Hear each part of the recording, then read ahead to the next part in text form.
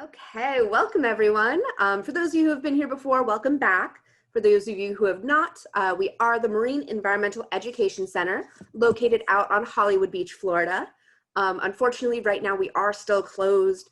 We are a small facility, so we are slowly but surely trying to make plans to reopen.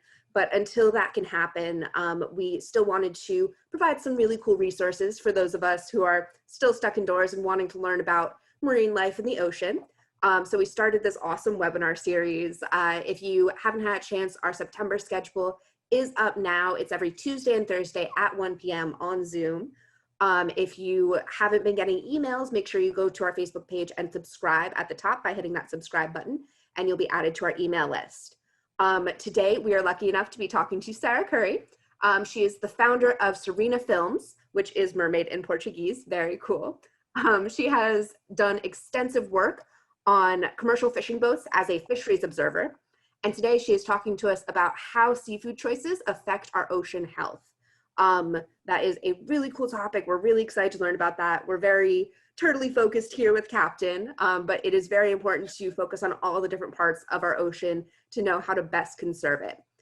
If you do have any questions, please put it in the chat as we go. Sarah will keep an eye on that, and if she doesn't see it, she will answer them at the very end. Otherwise, we are keeping everyone muted just so you can most clearly hear Sarah. But if you have any questions, comments, concerns, technical issues, throw it in that chat and we will help as much as we can from afar. So whenever you are ready, Sarah, feel free to take it away. Awesome. Thanks so much, guys, for joining me today. I love the Free Seas Festival. That's how I know the Marine Environmental Education Center. And happy to talk to you guys about seafood. So yeah, so it's actually Sereia Films, and I've worked a little on fishing boats, and this is me as a commercial fisheries observer. It's my first job out of college. I was studying marine biology, and then I got the coolest job in the world, I thought, and I still think, working on commercial fishing boats, kind of learning about how we get our fish. So the ocean is really cool. I think most of you guys who are here know that. It's also very important. And so I'm just going to tell you the few topics we're going to cover. First, the ocean is cool and important. Fish are important and cool. Our oceans are in trouble and how you can help. So the ocean is cool and important. Water covers about 70% of our planet. And it also the oceans provide about half of the oxygen we breathe. So this is microscopic plants called phytoplankton, and they're in our oceans, and like other plants, they take in carbon dioxide and they release oxygen. And so they're really cool and important that they produce all this oxygen for us. So you also may go play at the beach, go hang out with your family.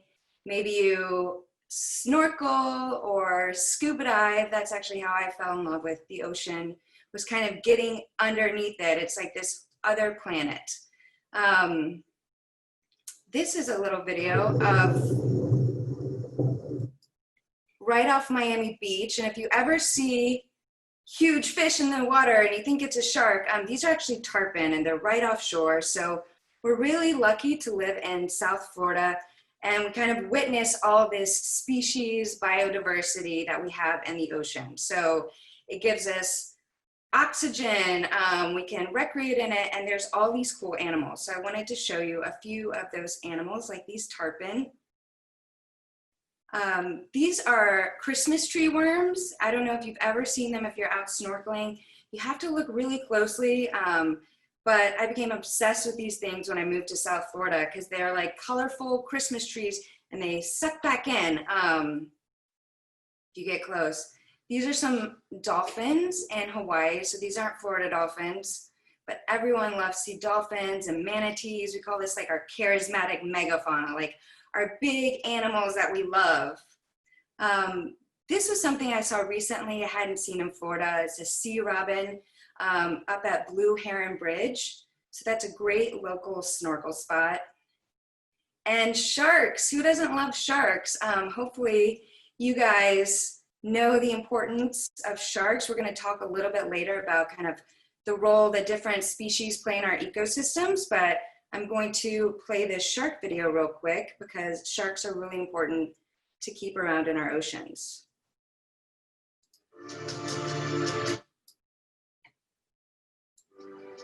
This is a little old, it's from last year, but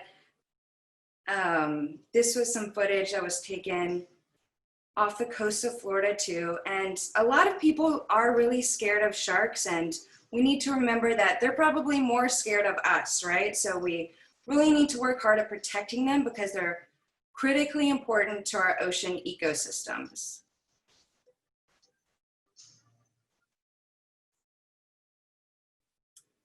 So the ocean gives us oxygen. We have a lot of fun in the ocean. There's all these amazing animals, and it also gives us a lot of food,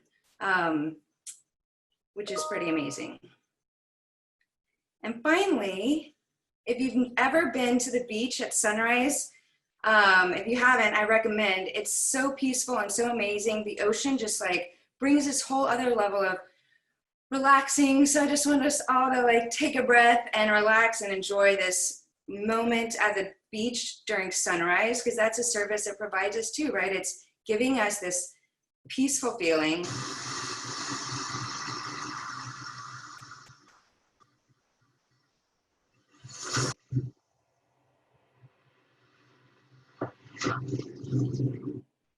So the ocean's cool and important, and fish are important and cool. They're also beautiful. I would argue this is a lane snapper. So there's a bunch of different types of snapper we have here in South Florida. And this is beautiful yellows and pinks that was caught off Key Largo. But we're talking about fish and seafood today. And so I want you to think about your relationship with fish. So maybe it is mainly through food. Maybe the last time you saw fish was on a tuna fish sandwich between 2 slices of bread. Or maybe you have an aquarium, or you know someone who has an aquarium. Or maybe you like to fish, and in this quarantine time, you've been able to do a little fishing. We all kind of have different relationships and how we interact with fish, but a lot of us do eat it often. And we kind of tend to eat the same fish, or like the main fish that we eat are shrimp, and that's a kind of weird picture, but that's fresh, raw shrimp. And if you get fresh shrimp, there's kind of nothing like it. Salmon, canned tuna, tilapia. These are kind of the main fish that everyone pretty much knows. And I think that's why we eat it a lot, right? We kind of know what a shrimp is: salmon, tuna, tilapia. Sometimes we just know like a white fish, and it could be tilapia, or it could be a lot of other fish. And so how do we get those fish? So we gather them from the ocean, so wild caught commercial fisheries, or we farm them. So I'm going to talk about both of those today. And when I was a fisheries observer, I was out of New Bedford, Massachusetts, so up on the East Coast. But we have different regional management bodies that kind of take care of our oceans and our fisheries. And I just wanted to show this slide. We're not going to see too many slides with numbers like this, but if you see Alaska catches the majority of fish here in the United States. Pacific, Gulf of Mexico, Atlantic. And if you see how Florida is striped, that's because we actually are governed by 2 different management councils, because Florida's special. And so how we do this is we kind of take measurements and assess the populations. And that's part of what I did as a fisheries observer. So this is a picture I took on a boat in a wheelhouse. So this is where the captain's sitting. So you can see it's kind of an old boat. These are my boots and my kind of rain gear, my hardcore rain gear to go out and handle the fish. So I was mainly taking samples. If you see that strip on the bottom, a fisheries observer's job, like you can tell, is to see what's being caught, where it's being caught, and take samples so we get an idea of how old the fish are and stuff like that. And one way we do that is we collect otoliths, or fish ear bones. So just like kind of you can age a tree by its tree rings, you can age a fish by the ear bone. So we're just trying to get a sense of how old these fish are, and so how we can better protect them. And one cool thing about the United States is we manage our fisheries well, and we use what's called ecosystem-based fisheries management. So we like to eat fish, right? But as you can see from this ballyhoo that's got a chunk taken out of it, you know, other fish like to eat fish as well. So we have this whole ocean ecosystem, and we used to kind of look at, okay, I want to catch this fish, how's this one population doing? And kind of not really look at the other fish in that ecosystem. And so ecosystem-based fisheries management is when we look at the whole ecosystem and kind of see that all of these species are interrelated and interconnected, so we need to manage them with that understanding. So we catch seafood for human consumption. We can get it fresh, frozen, canned, cured, like smoked salmon. But we also use seafood for food for other animals. So sometimes we put fish meal into livestock feed. So our chickens and our pigs will sometimes eat fish meal. We also use it to feed other fish. So I'm going to talk a bit about fish farming in a minute. And so some fish are carnivores or omnivores, so they need that animal protein, and they get that from other fish because that's what they would be eating in the wild. And then some goes into cat food or dog food. So I encourage you, next time you're at the grocery store, to look at the back of the ingredient and see if there's any fish meal or fish oil in there. So this is some fresh fish, and I do fresh because it might be frozen and then thawed, but it's being sold at the fish counter. But check out the MSC label. We're going to get back to that a little later. So you can go to the fish counter, pick up some fish, go to the freezer section, get some frozen fish, have some yummy canned fish. These are delicious mussels. We're going to talk about this more later too, but I highly recommend you being adventurous and trying different canned seafood. Cured seafood like the smoked salmon I mentioned. So another reason that way we use fish is for bait to catch other fish. So this is a block of squid that's being thawed for some recreational fishers to use to catch fish. So also pet food, like I mentioned.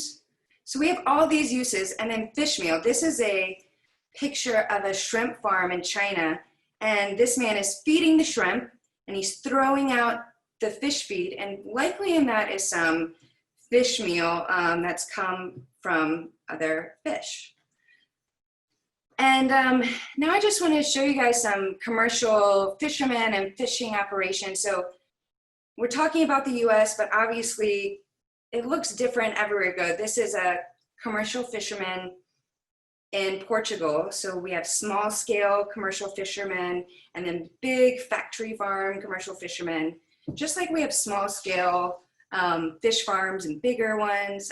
So there is just that diversity with commercial fishing and with farmed fishing, or farmed fish. So these guys are in Portugal, and they are looking for gooseneck barnacles.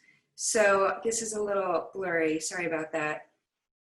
But they are going right off the coast onto these rocky outcrops, and they're kind of chiseling away to get these gooseneck barnacles. And these are kind of like a delicacy in Lisbon and like some European markets. I tried them, they taste literally like the ocean. But commercial fishing can be dangerous, you know, and some folks are out on a big boat in the middle of the ocean, and some people are harvesting right next to shore. And then this man in Qatar, in the Middle East, he's picking crabs out of a net. So there's many, many people around the world who make their living off fisheries. And this slide I wanted to point out, so at the bottom when it says highest value species group, so remember those 4 main fish that we eat, so shrimp, salmon, canned tuna, and tilapia. So these are kind of our highest value species that we harvest in the United States, so lobster, salmon, crab, scallop, shrimp. And this, again, just showing different regions. So I'm gonna show you guys a few pictures of just different fishing operations around the country. So this is in Alaska, where again, they harvest almost 60% of our fisheries. A lot of what they harvest is salmon, and Alaska does a great job at managing its fisheries. This is in Maine.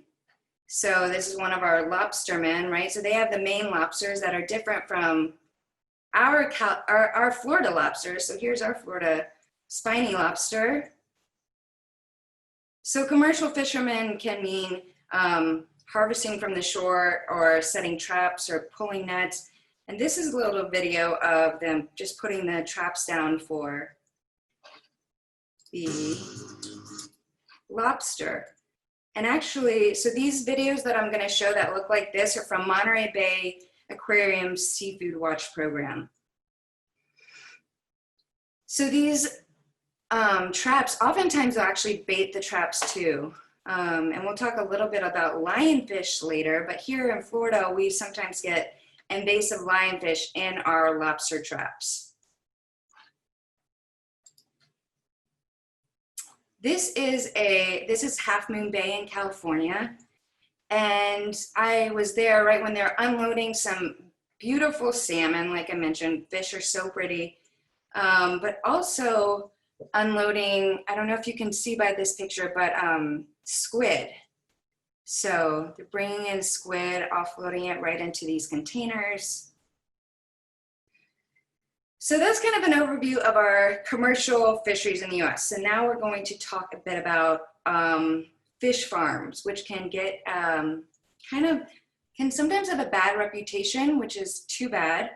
And we're hoping to kind of change that because there's a lot of great fish farms in the world. And actually, we need to be doing better at promoting positive, good fish farms because there's so many people on the planet, and already half of the seafood we eat comes from fish farms. So on this slide is a trout from one of my favorite fish farms in the United States. It's called McFarland Springs Trout. And it's actually based in California, up in the mountains. And what's special about these guys is they eat vegetarian fish feed. And we're gonna talk a little bit more about that later. But there's all sorts of different farms. Like I mentioned, there's all sorts of different ways to catch fish. There's all sorts of different ways to farm fish. So from shellfish farmers, here in Florida, we have a lot of oyster and clam farms. And then there's offshore farms in pens, and then nearshore farms, pond farms, which can generally be on the edge of a coastline. And then what these really cool type of farms called RAS farms, recirculating aquaculture systems, where they're on land and they recirculate the water back through the systems, and they're kind of not letting waste or anything back into the environment, like some of these other farms can. And then IMTA, integrated multi-trophic aquaculture, and that's essentially where you use different types of species to help create this environment. So maybe you're growing fish in a pen, and nearby you're growing some oysters and some seaweed to filter some of the waste that's coming off of that farmed fish. So there's a lot of types of fish farms that happen around the world, have been happening for a really long time.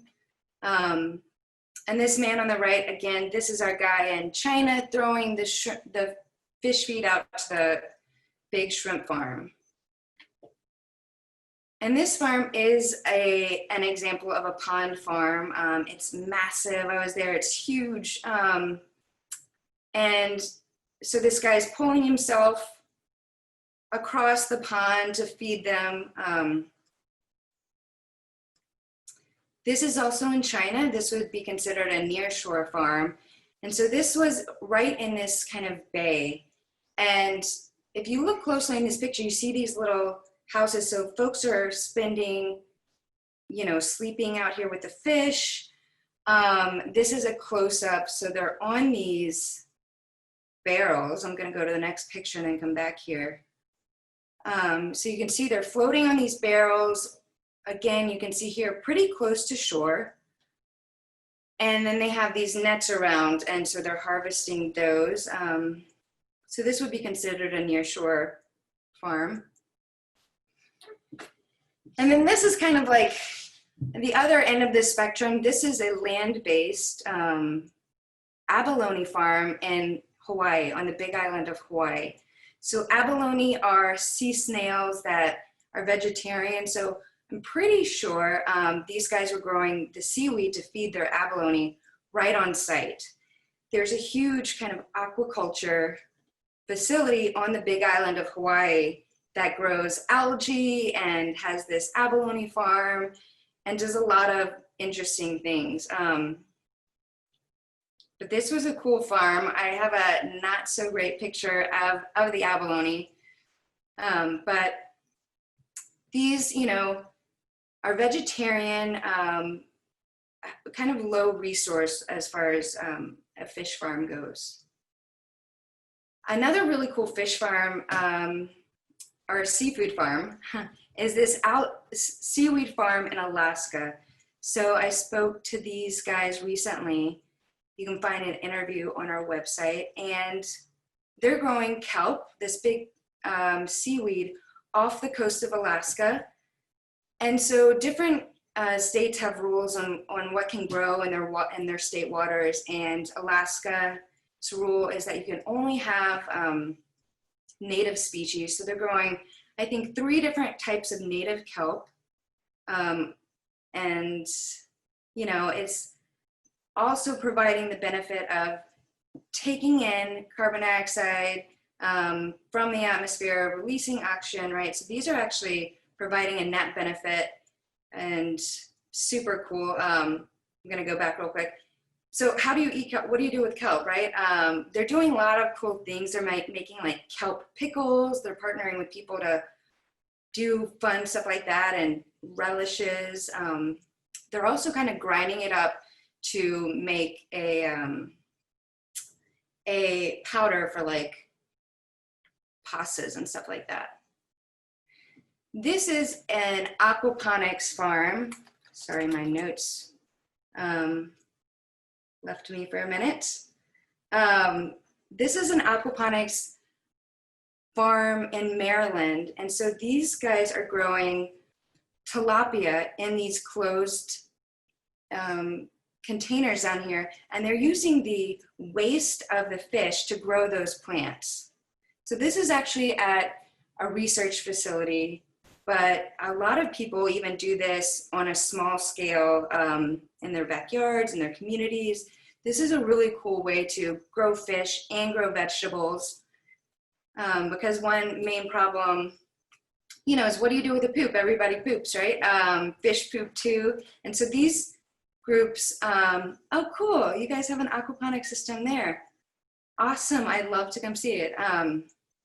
Yeah, it's using the nutrients from this waste to grow vegetables, so it's really amazing. This is a shrimp farm that we filmed. So I made a couple films, Fish Meat, Choose Your Farm Wisely, and Raising Shrimp. Got my shrimp dress on. Both of those are now on YouTube. You can definitely go check them out after the seminar. But we shot at this farm, Mar Vesta in Maryland, because it's an example of this recirculating indoor system that's creating really great, delicious shrimp. And this is a catfish farm that I filmed in Louisiana years ago when I first learned about fish farming. And so we have a lot of catfish farms in the south, and you'll hear they're harvesting from the ponds, and it's pretty cool to see. They're going to put them in a truck full of water, so they're bringing them live to wherever they're transporting them to. So,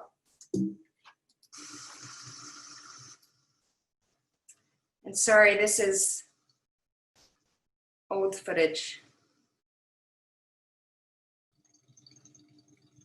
But I think this was my first or second fish farm to go to.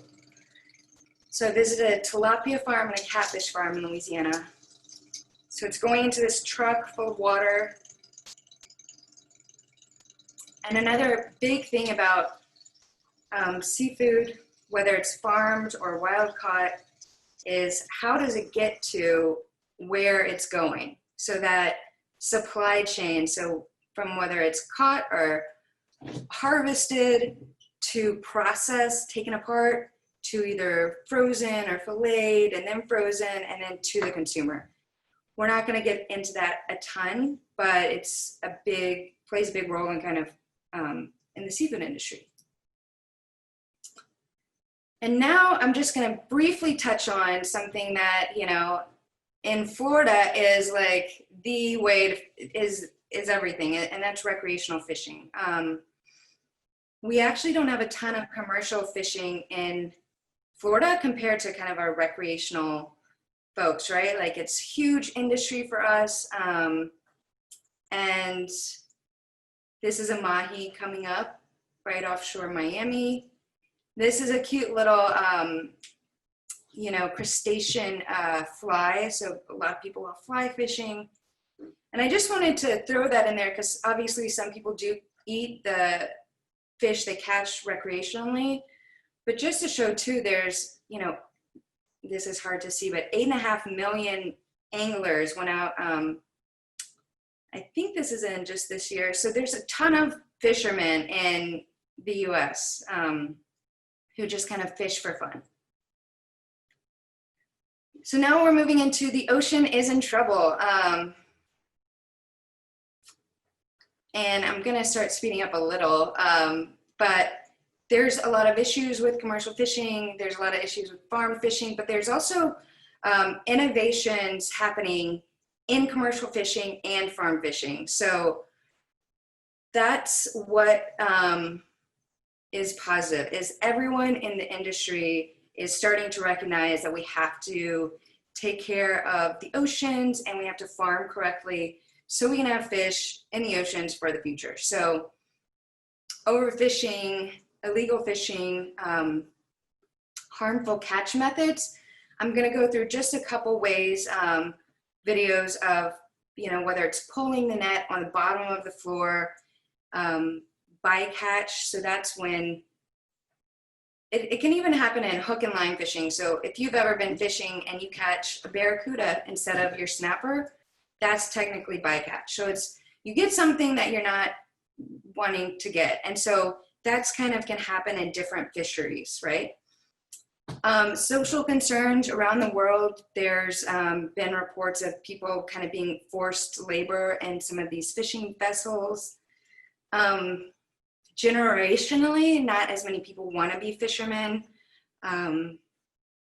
Global warming is changing fish patterns and otherwise impacting ocean health. More people want to eat fish, and there's some mislabeling happening too.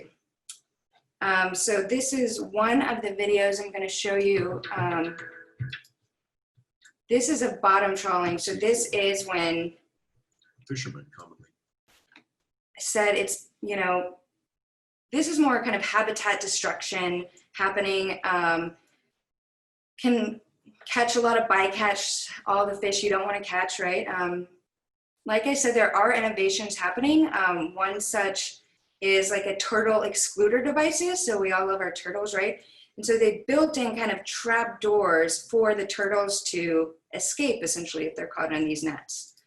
And then this, oops, this is gill netting, I think. Gill nets. Wow. And so this can be like a wall of net that's kind of put down in the ocean.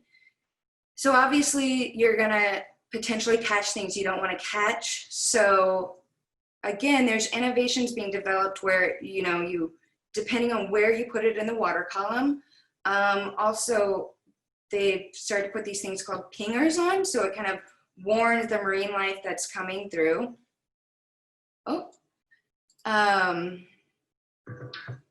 And I'm going to skip our next couple of fishing methods for the sake of time and go into fish farming. So, so some issues with fish farming, fish feed, like I said, I mean, this is tricky because a lot of the fish we like to eat generally eat other fish. So we're catching fish from the wild to feed these fish.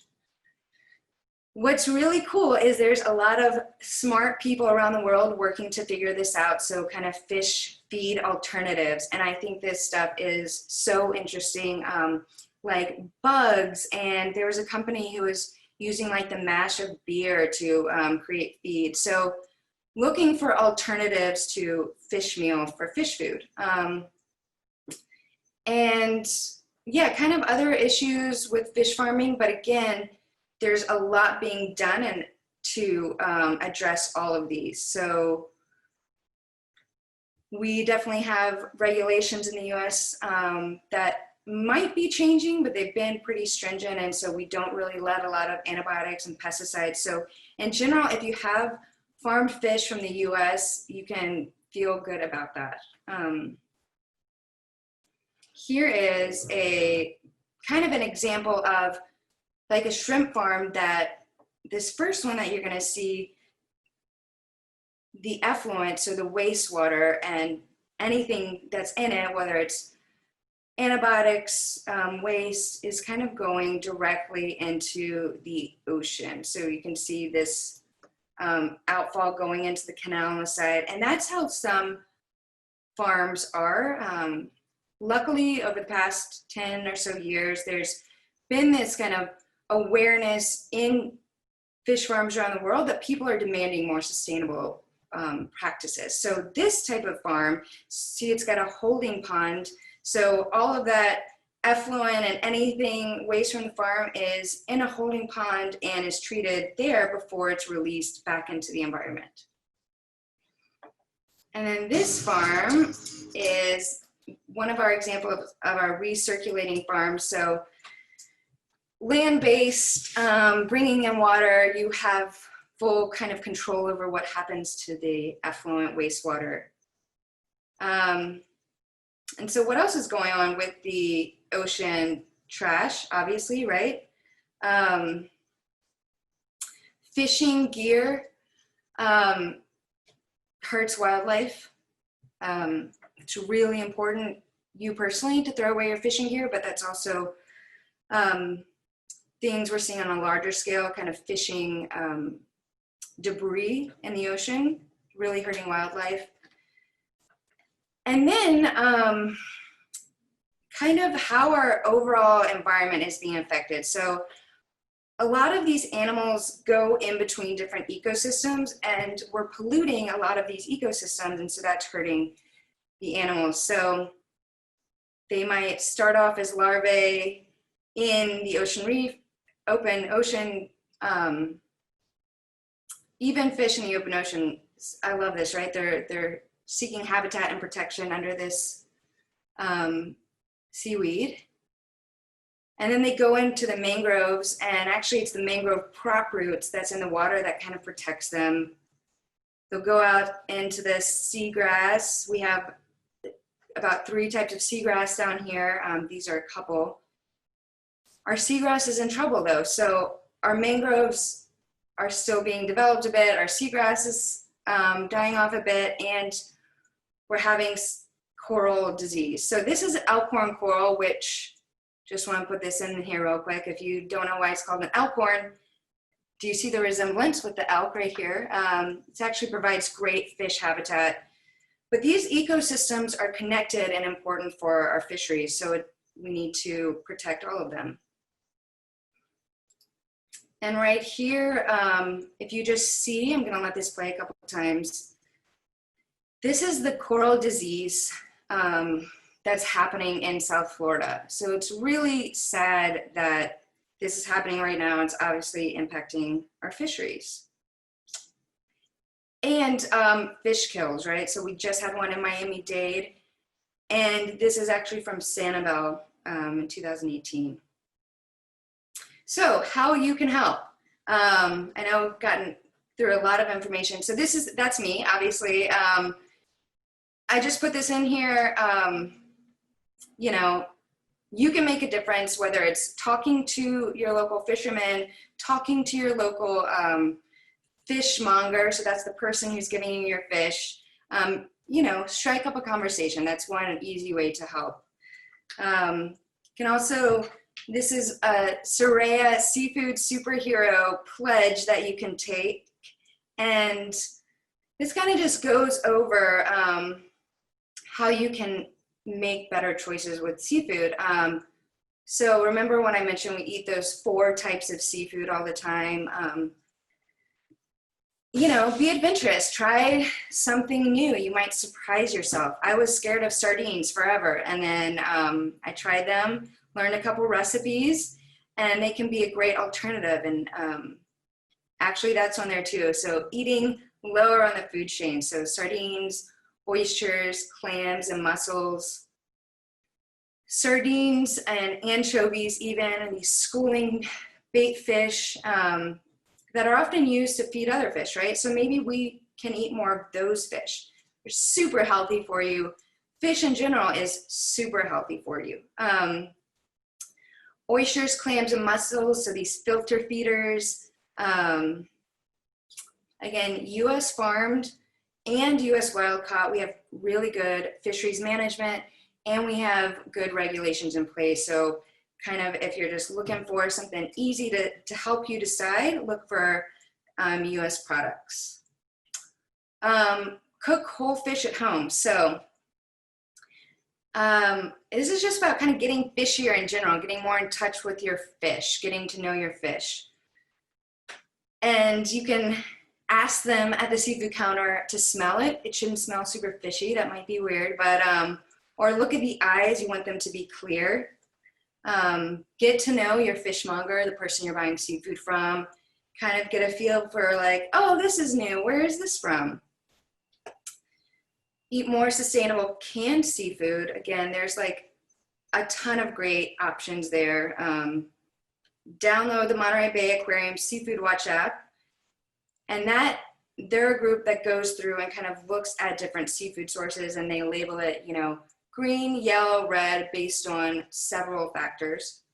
And on that note, look for the kind of eco certifications, which these are certifications that look at whether a population is okay, whether there's, you know, practices in place to take care of their workers, how it affects habitat. MSC, the blue one, is for wild fisheries. ASC and BAP, those are both for aquaculture, fish farmed species. So start looking out. You might see it at the fish counter at a grocery store. You might also see it on the canned seafood. Like this. So this is sardine that I was scared to eat, and turns out it's pretty tasty. And this is just an example of, if you go to Seafood Watch online, you can enter in, you know, the fish you're looking for. It should be noted, obviously, right? Like, seafood has different names. That's part of what makes it so interesting and confusing. You can also download a guide. So I have the Florida guide here, and generally they update these every 6 months. And so they're region dependent. You can find out, this is, you know, the Southeast Consumer Guide. There's also one for sushi, so sushi specific. And then you'll get this type of showing, and I'll show you, like I said, so different names, right? Mahi-mahi or dolphin fish or dorado. And then you can see this method. So that's where it starts getting a little tricky. How exactly this fish was caught, where it was caught. That's a lot of the information you'll get for the wild caught.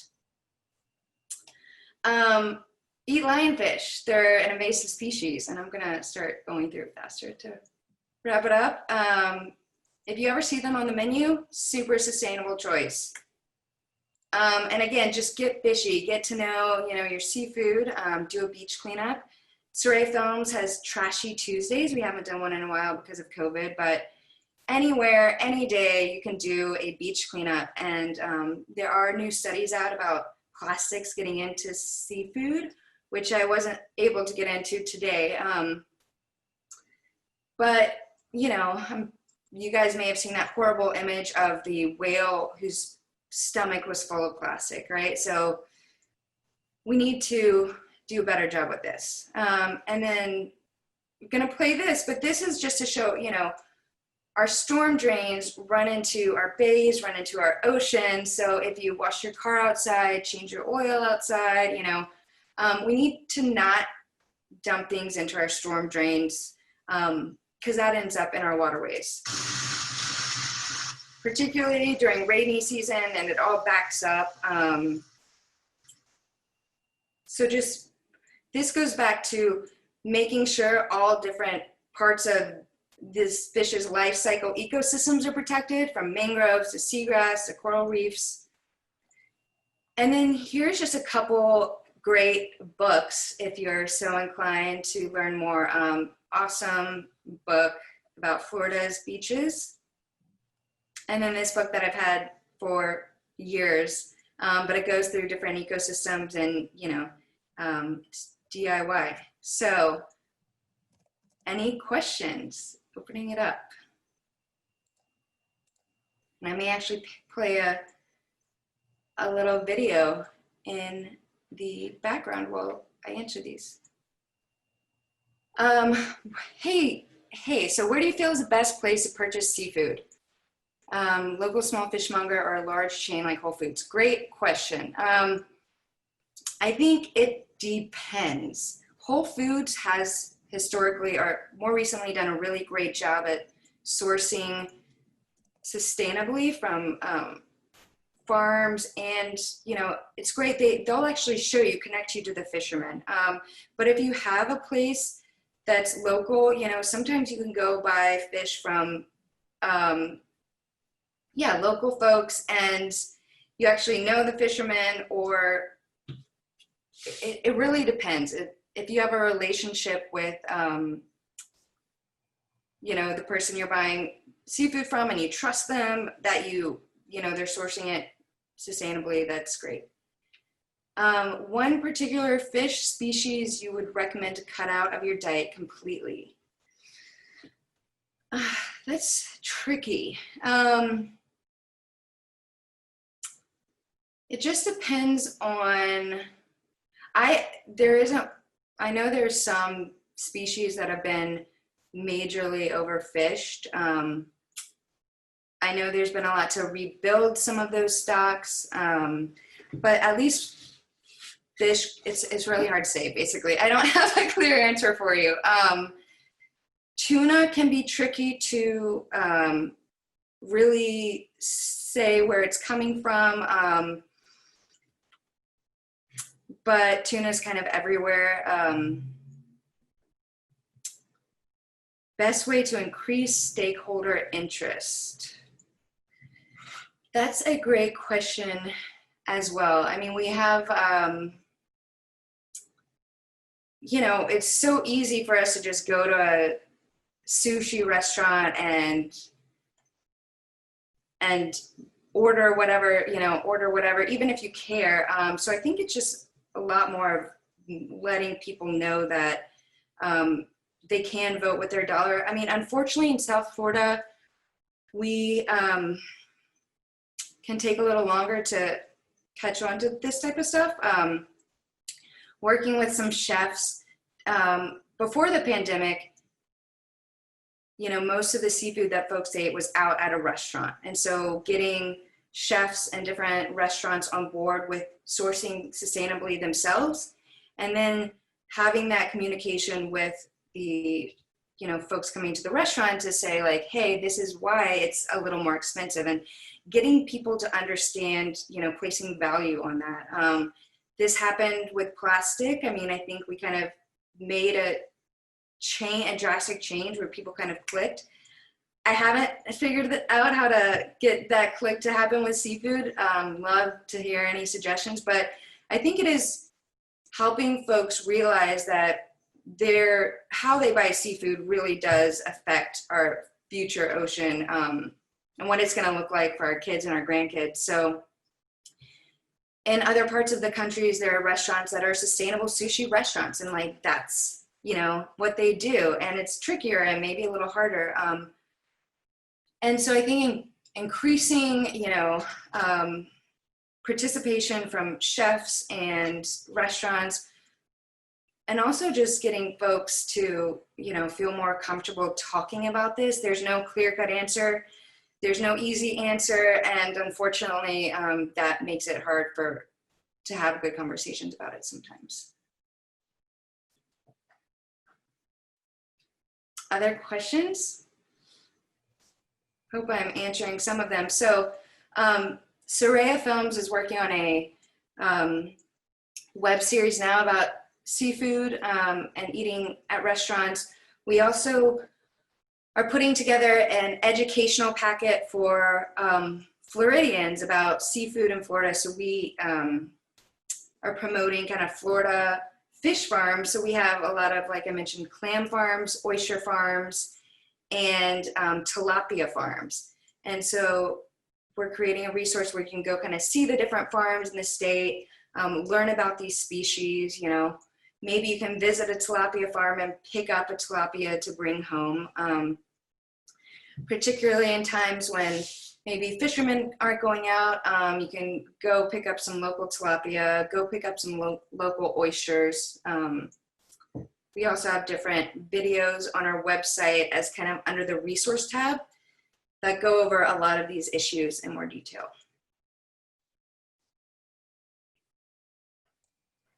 Very cool. I'm not seeing any more questions, but if you think of one, throw it in the chat. We'll hang out for another minute, but if you think of one later on, or we missed a question, feel free to email us at MEEC, MEEC @nova.edu, or message us on one of our socials. And if we can't answer it, we will pass it right along to Sarah, because she knows all of the fisheries cool, sustainable things. I will admit I learned a lot. I did not know nearly as much. We are very, we like our charismatic megafauna here. We like our turtles and our sharks. But otherwise, thank you so much for coming today, guys. Thank you so much for the awesome presentation, Sarah. If you missed the beginning of the presentation, it is recorded, and we'll be posting it to our YouTube channel slowly but surely. And we'll add some of those links that Sarah mentioned, so you could keep an eye out on how you are approaching your sustainable fishery and sustainable eating practices. If you are free this Thursday at 1 p.m., we are having Jenny Smith come and talk to us about mangrove ecosystems, which will be really cool. Super vital ecosystem that we don't get to talk a whole lot about here. Sarah, what is your website? Typing it now, sereiafilms.org. We're also on Facebook and Instagram, all those fun things. Yeah, and always looking for collaborations, partnerships, internships, all the things. So reach out. My email is sarah@sereiafilms.org. So shoot me an email with any questions, or if you want to chat about this. Sorry, couldn't quite answer all the questions, maybe as well as you wanted. No, it's brilliant. Make sure you follow them on all their socials to keep up to date with Sarah and how Sereia Films is doing. Otherwise, hopefully we will see you all on Thursday. Thank you very much for coming, guys. Thank you guys so much.